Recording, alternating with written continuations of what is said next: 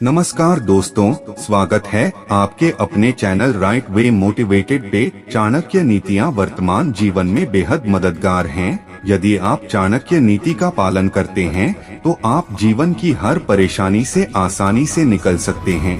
आचार्य चाणक्य राजनीति और अर्थशास्त्र के ज्ञाता थे। चाणक्य नीतियों को लंबे वक्त से साहस और दृढ़ता का प्रतीक समझा जाता रहा है। आज हम आपको चाणक्य की कुछ ऐसी नीतियों के बारे में बताने जा रहे हैं जो हर व्यक्ति को जानना बेहद आवश्यक है। चाणक्य नीति के अनुसार कभी भी उन लोगों से दोस्ती नहीं करनी चाहिए जो आपसे कम या ज्यादा प्रतिष्ठा के हो। ऐसे लोगों की मित्रता कभी आपको खुशी नहीं देगी, बल्कि ऐसे लोगों के साथ रहकर आपको अपमान सहना पड़ सकता है। चाणक्य नीति के मुताबिक दुश्मन का सबसे बड़ा हथियार होता है आपको उकसाना। हमेशा आपका दुश्मन ऐसी कोशिश करता है जिससे आपको क्रोध आए। क्रोध में व्यक्ति की शक्ति और विवेक आधे हो जाते हैं, जिसका फायदा शत्रु उठा सकता है। कभी भी शत्रु के उकसाने पर गुस्से में नहीं आना चाहिए। चाणक्य नीति के अनुसार शत्रु को कभी क्षमा नहीं करना चाहिए। क्षमा करने से शत्रु का मनोबल बढ़ जाता है। दुश्मन को हराने के लिए कभी भी उस पर पहला वार नहीं करना चाहिए। दुश्मन को पराजित करने के लिए उसके बारे में जानकारी एकत्र करें और उसे अपनी कूटनीति के जाल में फंसाएं। चाणक्य नीति के मुताबिक समाज में गरीब व्यक्ति को धन की सहायता कोई भी आसानी से नहीं करता है, इसलिए हमेशा धन की हानि से जुड़ी बातें किसी के सामने जाहिर नहीं करनी चाहिए। बुद्धि को गुलाम बना लो, जीत आपकी निश्चित होगी। बुद्धि को अपना गुलाम बना लो, आपकी जीत निश्चित होगी। ऐसा गौतम बुद्ध ने कई सालों पहले अपने शिष्यों को क्यों कहा था? इसके पीछे का रहस्य क्या है, तो इसके बारे में इस कहानी के माध्यम से जानेंगे।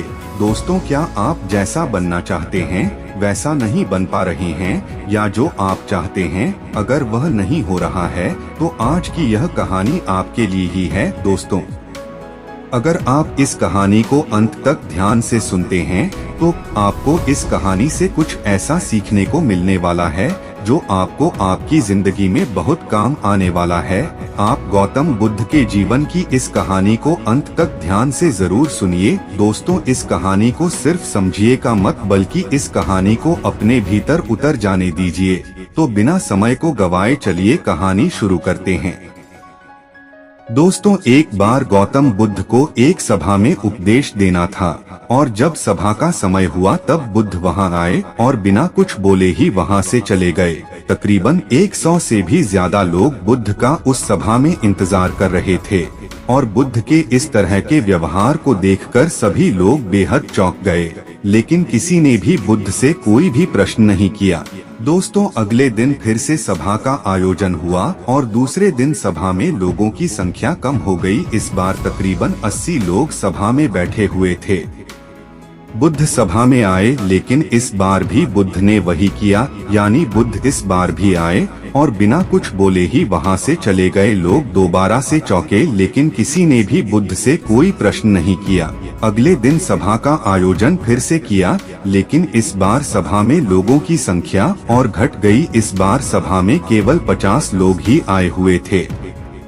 बुद्ध सभा में फिर से आए और उन्होंने इधर उधर देखा और बिना कुछ बोले ही सभा से चले गए। उसके बाद कुछ लोग क्रोधित भी हुए, क्योंकि लोग अपना कामकाज छोड़कर आए हुए थे, लेकिन किसी ने भी बुद्ध से कोई प्रश्न नहीं किया। अगले दिन फिर से सभा का आयोजन हुआ। दोस्तों, आप लोग जो इस कहानी को देख रहे हैं, आप में से भी कुछ लोग मन ही मन यह कह रहे होंगे कि अरे कितनी बार सभा का आयोजन होगा, और आप लोगों को भी इस कहानी को सुनने वक्त इरिटेशन होना शुरू हुआ होगा। और जिन जिन लोगों को भी अभी इरिटेशन होना शुरू हुआ है, उन लोगों को तो यह कहानी बड़े ध्यान से देखकर समझनी चाहिए, क्योंकि यह कहानी आपके लिए ही है।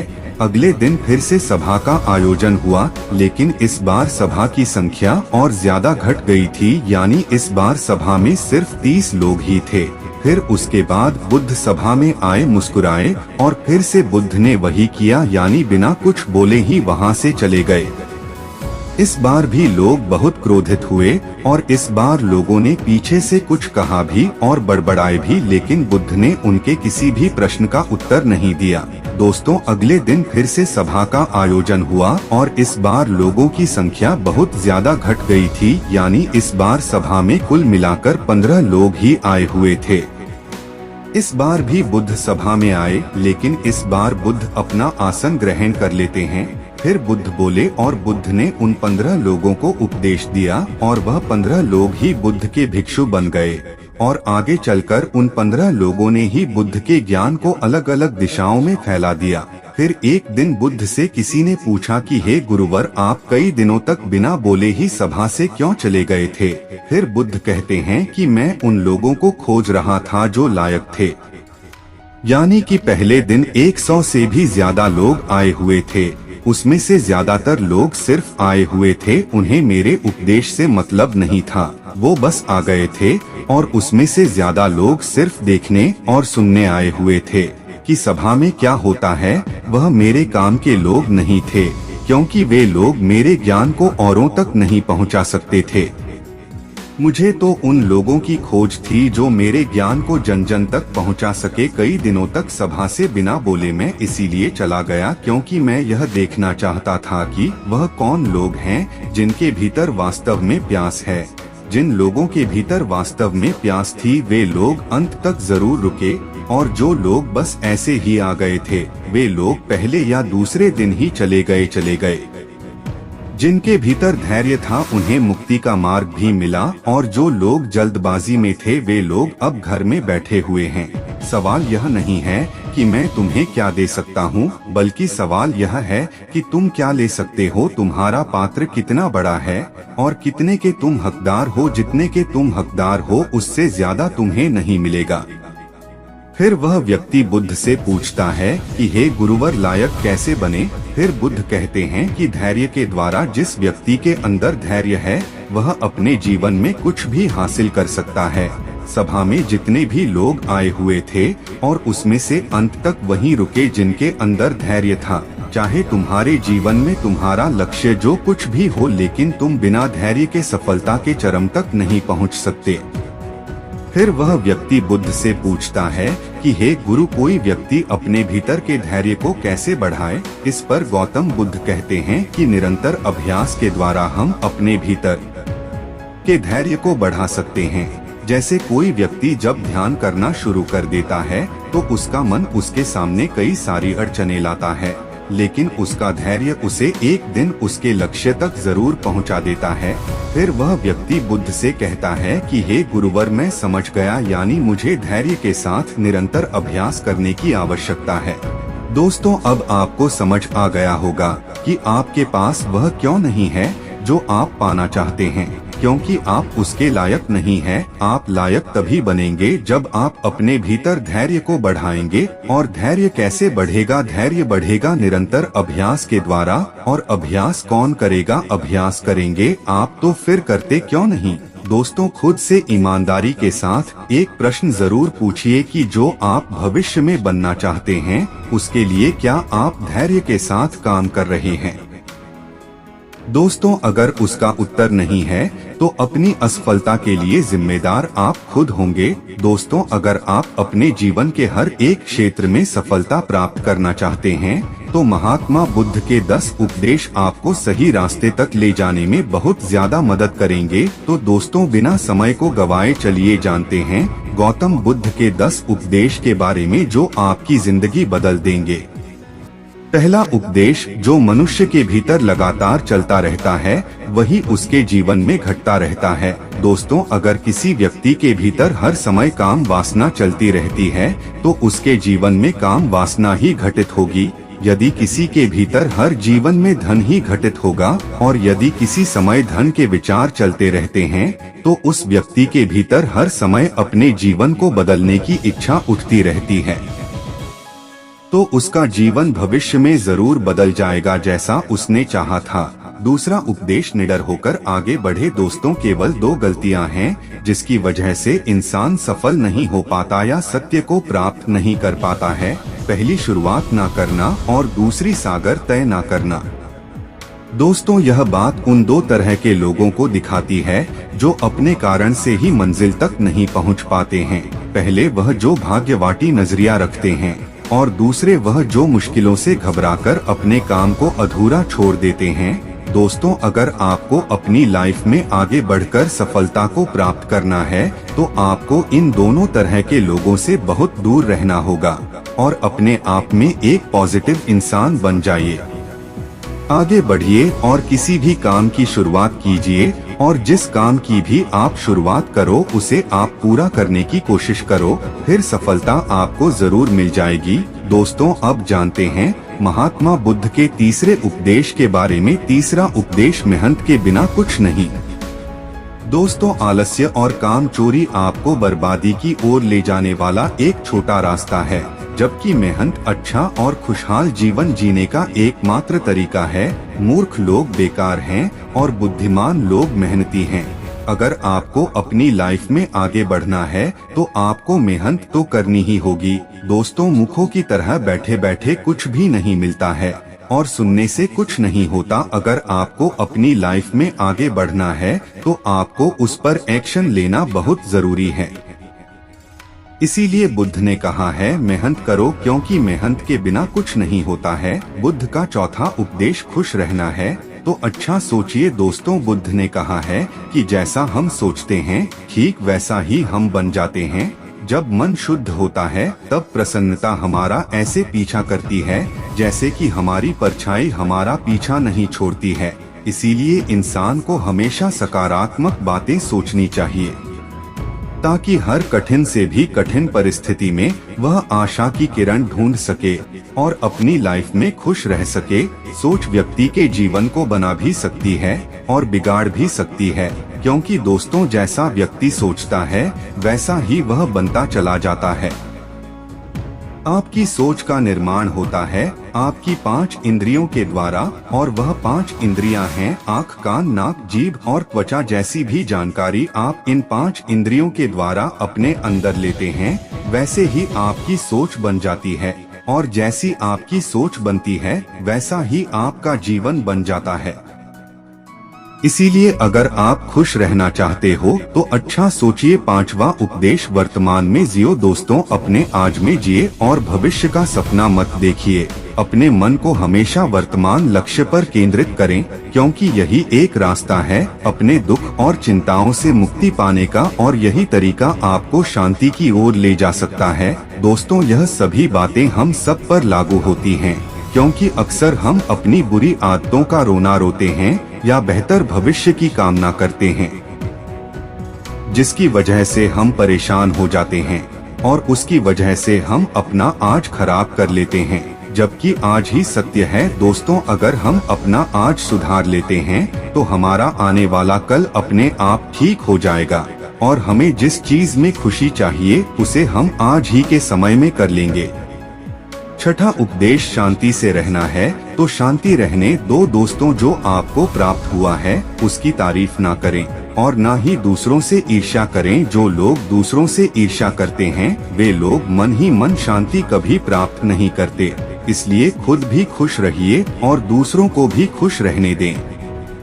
दोस्तों, जो इंसान दूसरों से नफरत करता है वह कभी भी खुश नहीं रह सकता है और उसकी जिंदगी में कभी भी खुशी नहीं आती है। इसीलिए अगर आपको खुश रहना है तो आप दूसरों को शांति से रहने दो। 7वां उपदेश, अच्छी संगत में रहे। दोस्तों, एक जंगली जानवर के मुकाबले एक कपटी और बुरा मित्र ज्यादा खतरनाक होता है।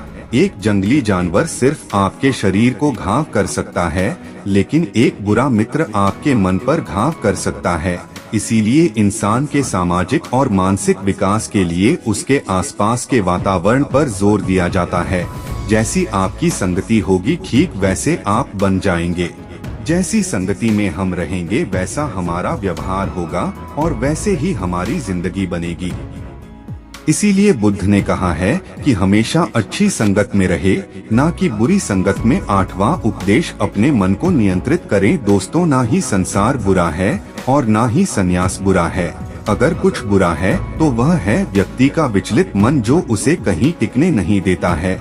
इसीलिए हमें हर क्षण अपने मन को समझने का प्रयास करना चाहिए। दोस्तों, जो लोग अक्सर थका हुआ महसूस करते हैं, उन्हें मैं बताना चाहता हूँ कि आपकी रुकावट का कारण यही है कि आपके मन में अनगिनत विचार चल रहे हैं, जो कि आपके शरीर की ऊर्जा को खत्म कर रहे हैं। 9वां उपदेश, व्यक्ति को व्यभिचार नहीं करना चाहिए। दोस्तों, व्यक्ति को व्यभिचार नहीं करना चाहिए क्योंकि व्यभिचार व्यक्ति को उसकी ही नजरों में छोटा बनाता है और छोटा व्यक्ति कभी भी कुछ बड़ा हासिल नहीं कर सकता। 10वां उपदेश, क्रोध अग्नि के समान है।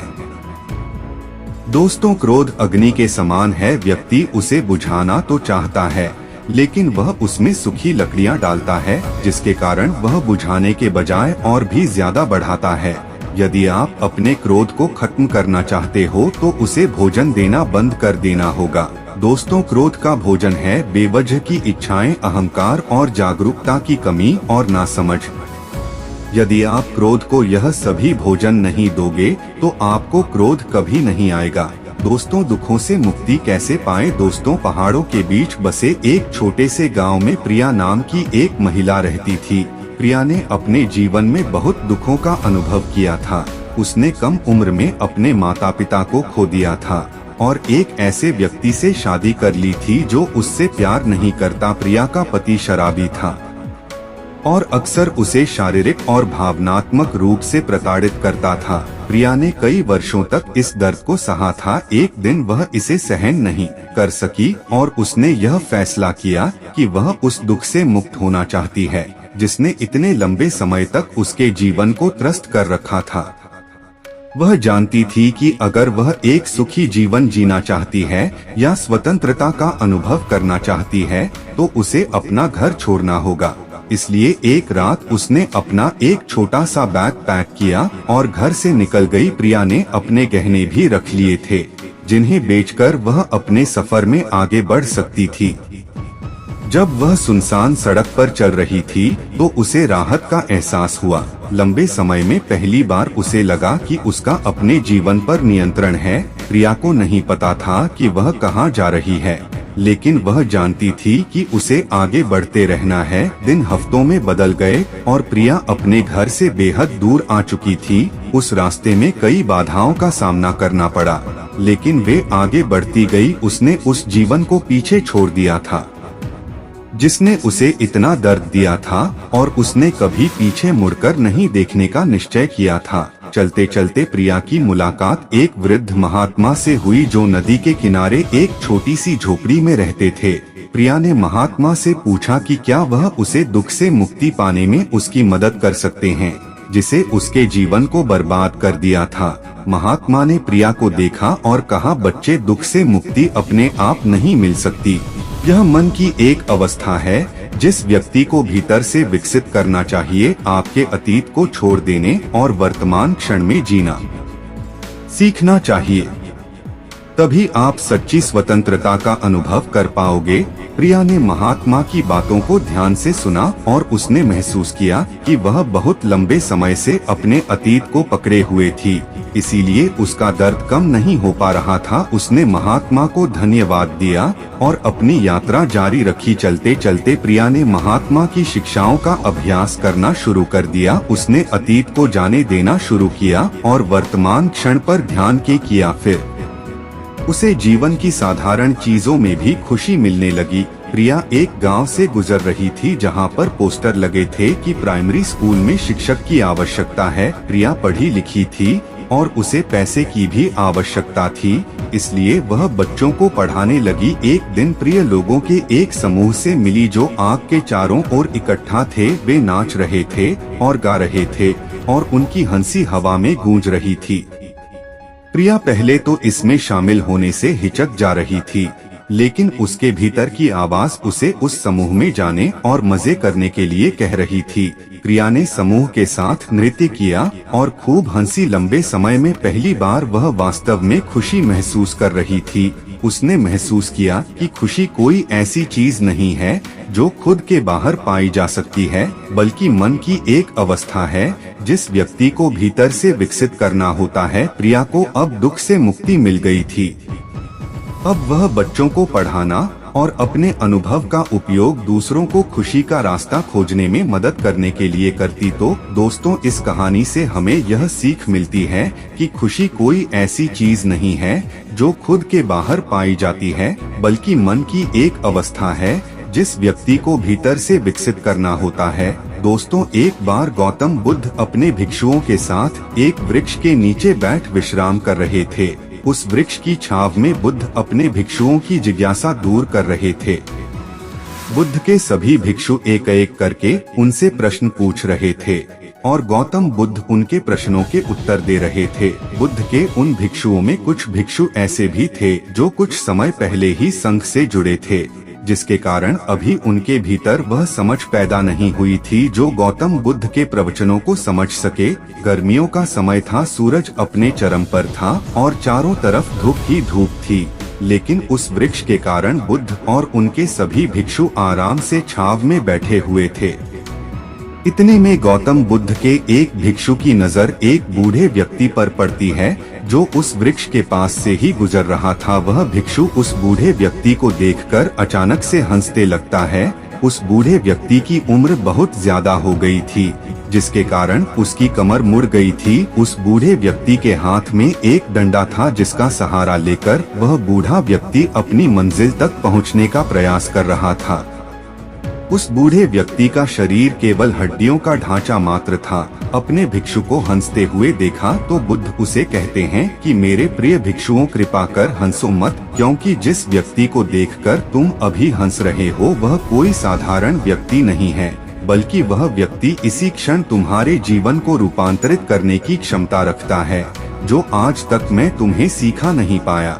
वो यह बूढ़ा व्यक्ति तुम्हें सिखा रहा है, इसके द्वारा दी गई सीख को बेकार ना करो। बुद्ध की यह बात सुनकर वह भिक्षु बुद्ध से कहता है कि मुझे क्षमा करें गुरुवर, पर मुझे यह समझ नहीं आ रहा है कि जो एक बूढ़ा व्यक्ति जो खुद अपने शरीर और अपनी बीमारियों से लाचार है, वह मुझे क्या सिखा सकता है। फिर बुद्ध उस भिक्षु से कहते हैं कि यह बूढ़ा व्यक्ति तुम्हें तुम्हारा भविष्य दिखा रहा है। बुढ़ापे और लाचारी को देखकर तुम अभी हंस रहे हो, वह बुढ़ापा और लाचारी तुम्हारे जीवन में भी आने वाली है। वह बूढ़ा व्यक्ति तुमसे कह रहा है कि अभी समय है, इस स्वस्थ शरीर का अच्छे कर्म करने के लिए उपयोग करो। अगर तुम्हारा यह स्वस्थ शरीर तुम्हारे हाथ से निकल गया तो फिर से वापस नहीं आएगा, और अभी तुम्हारा यह शरीर सही से काम कर रहा है, जैसे कि तुम्हारे हाथ, पैर, आँख, कान और यह सभी चीज सही से काम कर रही है। क्या यह छोटी बात है और क्या तुम इसे मामूली सी बात समझ रहे हो? यह घटना कोई साधारण घटना नहीं थी जो अभी तुम्हारे साथ घटी, और यह घटना तुम्हारे जीवन को बदलने की क्षमता रखती है। ठीक इसी तरह की घटना ने मेरा जीवन बदला था, और इस तरह की घटना के कारण ही मैं आज बुद्ध हूँ। फिर वह भिक्षु बुद्ध से कहता है कि क्षमा करें गुरुवर, परंतु मेरे मन में यह विचार ही नहीं आया कि मैं उस बूढ़े व्यक्ति से कुछ सीख सकता हूँ। उसे देखकर केवल मुझे हंसी आ गई। ऐसा इसीलिए हुआ क्योंकि तुम्हें अपने भीतर कहीं ना कहीं लगता है कि जिस स्थिति में आज वह बूढ़ा व्यक्ति है, उस स्थिति में तुम कभी नहीं आओगे। जो बुढ़ापे का और लाचारी का सामना आज वह बूढ़ा व्यक्ति कर रहा है, तुम्हें लगता है कि उसका सामना तुम कभी नहीं करोगे, इसीलिए तुम उस बूढ़े व्यक्ति को देखकर हंसे। तुमने सच्चाई को नजरअंदाज कर दिया।